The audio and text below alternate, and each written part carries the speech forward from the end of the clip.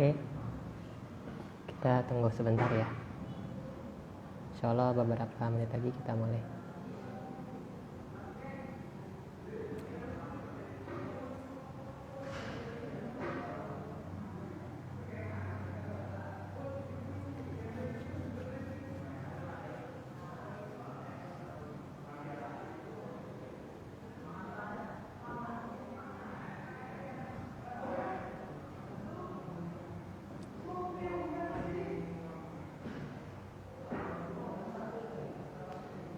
Oke. Bismillahirrahmanirrahim. Assalamualaikum warahmatullahi wabarakatuh. Alhamdulillah. Wassalatu wassalamu ala Rasulillah wa ala alihi wa sahbihi wa man walah wa la haula wa la quwata illa billah. Asyhadu an la ilaha illallah wahdahu la syarikalah wa asyhadu anna Muhammadan abduhu wa rasuluh. Amma ba'd. Alhamdulillah. Pada kesempatan kali ini kita dari tim Saloni bisa ngadain live bareng ya. Oke. Judulnya ternyata begini cara belajar bahasa Arab bagi pemula. Ternyata begini cara belajar bahasa Arab bagi pemula. Sebelum itu izin Ana perkenalkan diri dulu ya teman-teman ya. Perkenalkan, nama Ana Muhammad Mufti Ramdhani. Nah, asal dari Lampung.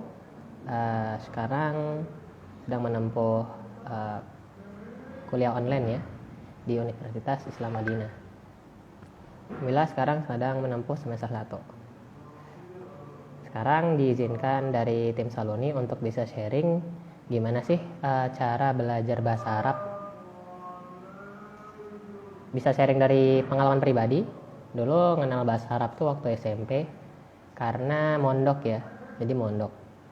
Dari pesantren kita diajarkan untuk belajar bahasa Arab. Namun belum terlalu intensif. Sampai di SMA daftar di pesantren Islam Al Irsyad. Nah, baru tuh titik awal kita benar-benar di istilahnya intensif ya. Benar-benar dibimbing. Ada kayak buku saku untuk menghafal mufrodat. Ada hewar jama'i kayak percakapan bareng-bareng. Terus kalau misalnya ada yang nggak ngomong bahasa Arab itu dihukum. Dan tentunya ada bi'ah ya, ada lingkungan yang mendukung.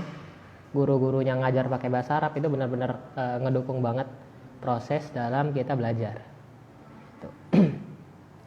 Oke, pada kesempatan malam ini yang baru gabung ya, insya Allah kita akan ngebahas tentang ternyata begini cara belajar bahasa Arab bagi pemula. Banyak dari teman-teman yang masuk ya ke DM ya. Gimana sih Kak untuk belajar bahasa Arab? Soalnya nih kita baru nih mulai nih. Oke. Di sini Kakak akan nge-share dulu kenapa kita belajar bahasa Arab. Jadi dulu nih, kenapa dulu? Untuk melakukan suatu hal, kalau kita tahu tujuannya, kita akan lebih semangat. Iya. Di sini ada beberapa alasan kenapa kita belajar bahasa Arab. Di antaranya yang paling penting ya, bahasa Arab adalah bahasa Al-Quran. Al-Quran kita, kitab suci kita diturunkan dengan bahasa Arab. Maka buat teman-teman yang ini ya kita ya ingin menghafal Quran atau ingin mentadaburinya, maka bahasa Arab ini layak untuk dipelajari. Bahkan ya untuk penuntut ilmu ini wajib. Untuk penuntut ilmu itu wajib. Nggak layak dibilang penuntut ilmu tapi dia nggak belajar bahasa Arab. Karena semua Al-Quran pakai bahasa Arab. Hadis Nabi pakai bahasa Arab. Kitab-kitab para ulama pakai bahasa Arab. Lah ente nggak belajar bahasa Arab, lah gimana ya? Gitu sih. Tuh. Tuh satu, karena bahasa Arab adalah bahasa Al-Quran ya. Dua, kenapa kita belajar bahasa Arab? Karena memudahkan kita belajar ilmu langsung dari para ulama. Langsung. Teman-teman nggak perlu cari buku terjemah. Teman-teman kalau ikut muhadoroh atau kajian masyayikh, ulama-ulama dari Arab Saudi, teman-teman nggak perlu kayak harus nunggu ada penerjemahnya. Karena masih banyak buku-buku yang belum diterjemahkan. Kalau teman-teman udah bisa bahasa Arab, udah nggak perlu lagi tuh. Teman-teman bisa langsung dengerin, bisa langsung pahamin ya. Itu sih. 3 nih terakhir deh. Mengapa alasannya dulu nih alasannya, yaitu memudahkan dalam menghafal Al-Quran. Hafalan, memahami, mengajarkan, mengamalkan Al-Quran. Kalau kita bisa bahasa Arab, kita bisa nih mudah, ngafalnya mudah, memahaminya mudah, ngajarinya juga mudah, dan mengamalkan tentunya. Mengamalkannya juga insya Allah kita memudahkan. Itu alasannya. Alasan kita kenapa sih belajar bahasa Arab. Terus baru nih ke judulnya. Gimana cara untuk belajar bahasa untuk pemula? Mungkin di sebanyak follower Salwa ini insya Allah udah pada bisa bahasa Arab ya. Ada yang backgroundnya pesantren, atau ada yang kuliah, tapi ya bahasa Arab ya di Libya misalnya ya, atau dulunya mondok, itu kebanyakan ya udah bisa bahasa Arab ya. Insya Allah. Nah ini kita nge-share nih, gimana kalau untuk pemula. Di sini, kalau misalnya kita sebagai guru, teman-teman ada yang mungkin sambil ngajar bahasa Arab juga ya, sebagian ya. Maka harus pertama kali yang harus diajarkan bagi untuk pemula ya, itu adalah urutan. Apa yang harus dipelajari bagi pemula ya? Urutannya dulu. Mau dikasih nahu, mau dikasih sorof gitu, apa gimana kan gitu. Apalagi pemula, kita juga ngelihat juga kan, ini pemulanya anak TPA, SD, SMP, apa SMA kan gitu. Nah dari semua ini kita nyambungin dah, yang penting pemula. Kalau pemula teman-teman itu harus urut. Belajar bahasa Arabnya harus urut. Pertama, untuk pemula ya, perbanyak mendengar. Perbanyak mendengar. Bisa dari kita baca sendiri, atau ngedengar orang lain, atau ada video, itu perbanyak dengerin. Contohnya apa? Maksudnya pulpen misalnya, pulpen. Bahasa Arabnya apa? Qalamun ya kan? Qalamun. Nah itu harus didengerin tuh. Buat pemula ya harus dengerin terus. Oh qalamun, pulpen. Kitabun, buku ya. Itu harus sering-sering didengar. Harus sering-sering didengar. Itu yang pertama kali. Bahkan kita kalau waktu masih kecil ya, kenapa kita bisa belajar bahasa Indonesia? Ya kita sering dengar umi kita ngomong ya gak? Guru kita ngomong yang ngajar ya. Akhirnya kita sering dengar itu ucapan, akhirnya kita praktekkan. Ya kan ya? Untuk ngajarin bahasa sesimpel itu. Sering dengar, nanti kita praktekin. Gitu. Jadi pertama, memperbanyak mendengar. Tahapan pertama tuh untuk pemula. Kedua ya. Banyak mempraktekkan. Apa yang didengar dipraktekin. Apa yang didengar dipraktekin. Jangan udah dengar, udah nggak dipraktekin, ya nggak bisa. Harus dipraktekin. Ya kita kayak ngajarin anak bocah ya. Ada yang masih kecil tuh, mama misalnya, umi ya. Misalnya dari kecil udah bilang umi, ya nyampe gede ngomongnya umi. Ya kok udah ngomongin dari kecil udah mama, ya udah mama terus gitu. Iya. Apa yang didengar nanti dia praktekin tuh. Itu sih. Itu ya kedua ya. Kedua, banyak praktek. Dengar, praktek. Tiga, buat urutan untuk belajar bahasa Arab. Yaitu kalau udah sering dengar, udah praktek, maka yang ketiga, membaca. Kita mulai baca buku-buku bahasa Arab. Mulai baca-baca buku bahasa Arab. Yang mudah-mudah dulu. Gitu. Baca. Penting nih. Terakhir, keempat. Urutannya adalah tadi dengar udah, praktek udah, baca udah. Terakhir, teman-teman menulis. Tulis. Apa yang dibaca, apa yang didengar, apa yang diucapkan ditulis. Bahkan dulu kalau waktu sering cerita ya dulu ya, kalau Ustadz habis ngasih kayak mufrodat baru, saat itu artinya apa ya? Oh misalnya salah jatun. Salah jatun apa salah jatun? Misalnya artinya kulkas. Oh kulkas. Akhirnya kita catat tuh, kita tulis salah jatun kulkas.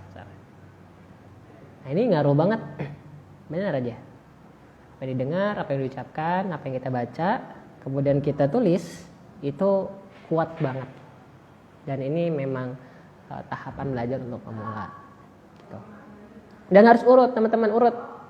Jangan sampai teman-teman ngajar yang belum bisa bahasa Arab langsung nulis, ngajarin nahwu. Jangan ya. Langsung suruh baca, ayo baca nih. Jangan, suruh dengerin dulu, kasih yang mudah-mudah, ya enggak? Kasih yang mudah-mudah. Ini terkhusus buat para pengajar, harap aja bisa memberikan urutan yang benar. Kalau enggak, kabur santri-santrinya atau murid-muridnya atau anak-anak TPA itu kabur loh. Kok ngajar bahasa Arabnya udah nulis baik awal pertemuan. Nah, kagak tahu gimana nulis alif kan gitu ya. Nggak bisa. Jadi emang ada step by stepnya ya. Ada stepnya. Mau ada yang nanya nih. Insya Allah videonya di save ya, insya Allah ya. Insya Allah. Kemudian itu urutannya. Kemudian tahapan. Oke.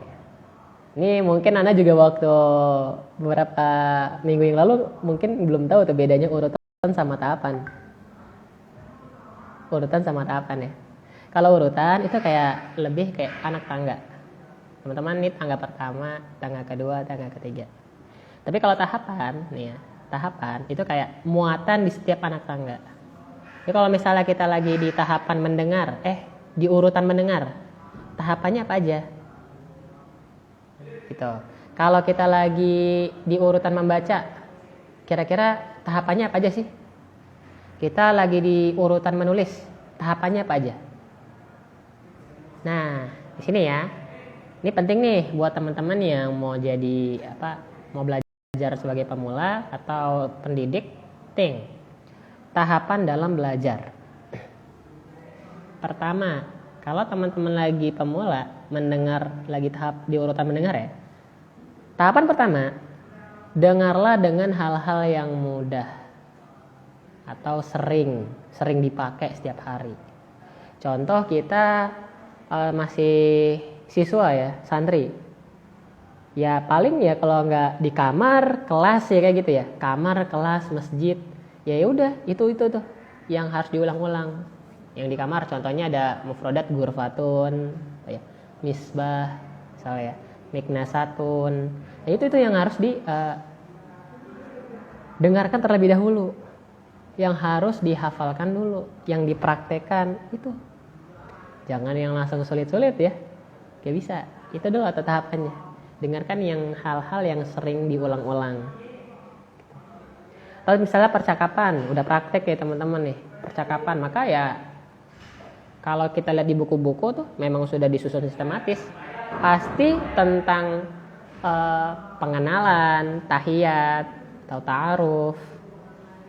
Assalamualaikum warahmatullahi wabarakatuh. Waalaikumsalam, kan gitu ya. Ahlan wa sahlan, ahlan bik, misalnya ya. Marhaban, marhan bik. Hayyakallah, hayyakallah, misalnya ya. Itu. Atau ta'aruf, masmuk, misalnya ismi Muhammad, min aina anta, ana min Jakarta, misalnya ya. Gitu, memang harus bertahap. Dan yang sering diulang-ulang. Itu untuk awal banget untuk pemula. Dan kita sebagai guru juga harus gitu ya. Jangan langsung ngajar yang susah ya. Terus misal Kak, Ana di rumah, tapi nggak ada yang ngasih tahu kayak apa aja sih yang harus Ana tahu nih yang di sekitar yang sering dipakai. Nah, ini pentingnya juga nih. Pentingnya ada orang yang bimbing. Penting juga ada misal punya teman yang bisa bahasa Arab atau ada ustadz. Nah, itu perlu dibimbing. Ada yang ngasih kayak mufrodat setiap hari gitu ya. Oh, mufrodat hari ini tentang lampu, kaca misalnya, meja. Itu kan sering. Itu dulu. Besoknya dikasih lagi biar nambah kosakatanya. Tuh. Itu tahapan pertama ya, yaitu dengarlah dengan hal-hal yang sering dipakai atau sering diulang-ulang. Kemudian tahapan kedua nih. Kalau udah sering praktek yang sering dipakai, nih baru nih kedua nih. Apa? Mempelajari bahasa Arab di tema ilmu yang khusus. Contoh, teman-teman nanti lagi belajar ilmu tajwid, contoh ya. Nah di situ nanti ada mufrodat yang ada di ilmu tajwid.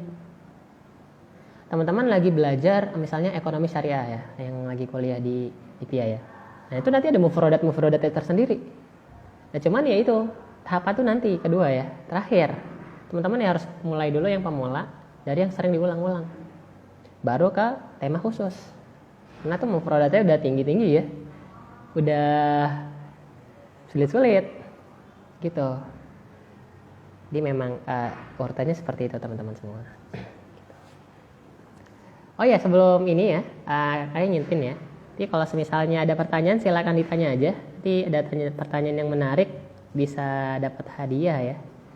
Dari ini kita dari Arihna sponsor dapat buku saku zikir ya. Insyaallah ini baru nih buat teman-teman yang punya pertanyaan menarik terkait bahasa Arab atau apapun ya. Bisa langsung ditanyakan aja. Kemudian itu untuk tahapan ya, untuk tahapan. Terus sebelum ada yang nanya, ini udah nyiapin pertanyaan nih kita ya, yang sering ditanya nih. Bagaimana cara belajar bahasa Arab? Nah, ya, bagaimana cara belajar bahasa Arab? Yang kedua, ilmunya. Beda. Cara belajar bahasa Arab sama cara belajar ilmu bahasa Arab. Kebanyakan kita pengennya itu cuma cara belajar bahasa Arab aja, belajar bahasa. Karena dua ini beda tujuannya. Kalau tujuan belajar bahasa Arab, nggak ada ilmunya, cara bahasa Arab belajarnya ya, cara belajar bahasa Arab. Itu tuh tujuannya agar kita mampu komunikasi, bisa interaksi secara lisan maupun tulisan dalam bahasa Arab. Itu tuh tujuannya itu. Bisa lisan, bisa tulisan. Paham lah, misalnya ya, paham. Kalau kita istilahnya ditaruh di negara Arab, bisa hidup lah istilahnya itu ya. Bisa tanya jawab, bisa nanya, bisa komunikasi, ya itu ya. Nah itu kalau misalnya pengen belajar bahasa Arab. Tapi satu lagi nih, kalau tujuannya belajar ilmu bahasa Arab, ada ilmunya ya, belajar ilmu bahasa Arab, maka yang tujuannya tuh Anda memahami kaidah-kaidah. Ini nih, belajar kaidah-kaidah bahasa Arab, ya nahwunya, shorof, balaghah itu ya. Nah, dan akhir tujuannya tuh jadi pakar, expert lah.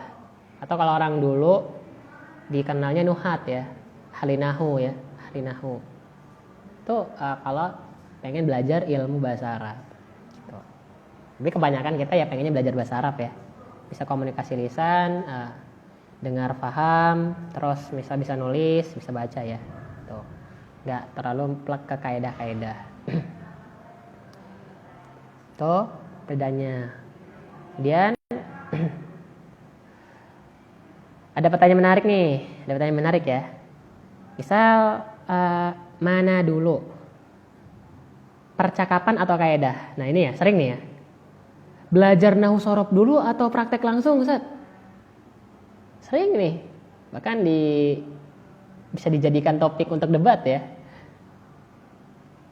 Nahwu dulu, kaidah dulu, atau kata bahasa Inggris grammar dulu, baru ngomong. Ini gimana jawabnya? Jawabnya itu tergantung. Kalau orang Arab ya, mereka belajarnya kaidah. Kenapa ya? Mereka udah bisa bahasa Arab, maka belajarnya kaidah. Jadi untuk kita yang non Arab, orang Indonesia, non Arab lah.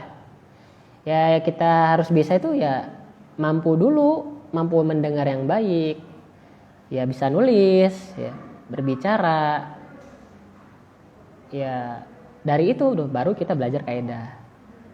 Itu makanya waktu diajarin ya nulis assalamualaikum, gimana nulis bismillah. Masa baru nulis bismillah nggak bisa diajarin nahwu sorof? Nggak bisa ya. Nulis qaf aja masih nggak bisa kan ya. Masa mau langsung diajarin kaidah? Ya nggak mungkin.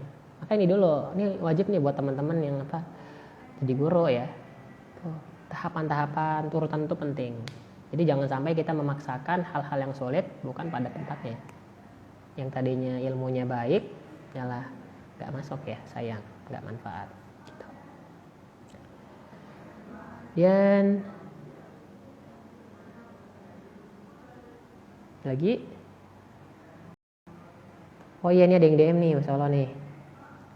Tanya kalau misalnya udah berumur tua, saya umurnya udah tua, udah 40 tahun misalnya ya, udah 40 tahun.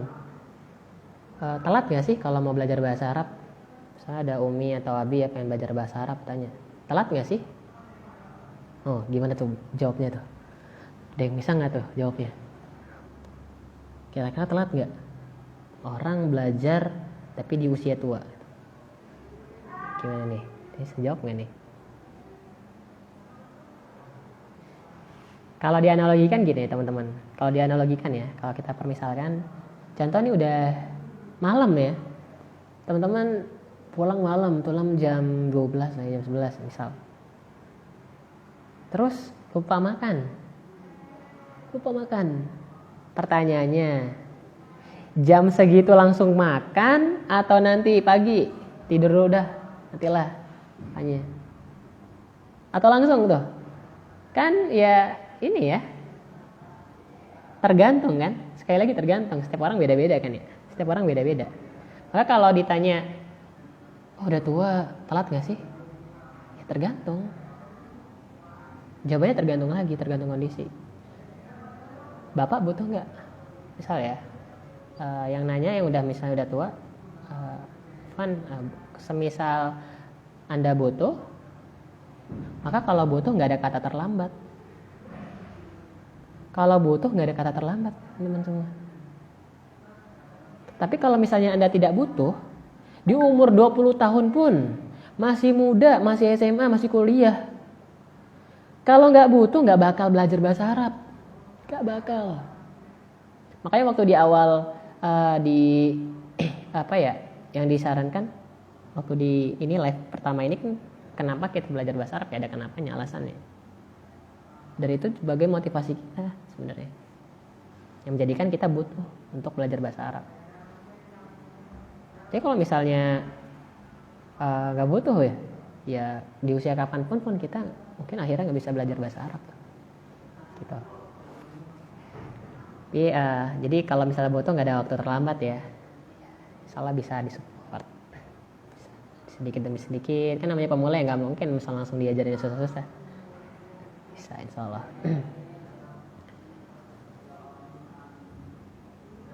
Wih, insyaallah nih ya. Perumpamaan masih SD belajar fisika anak kuliahan, ya pusing ya. Wih benar. Terus bagaimana cara ikhlas dalam berbahasa Arab bukan hanya untuk mentaati peraturan? Wih, Masya Allah nih pertanyaannya.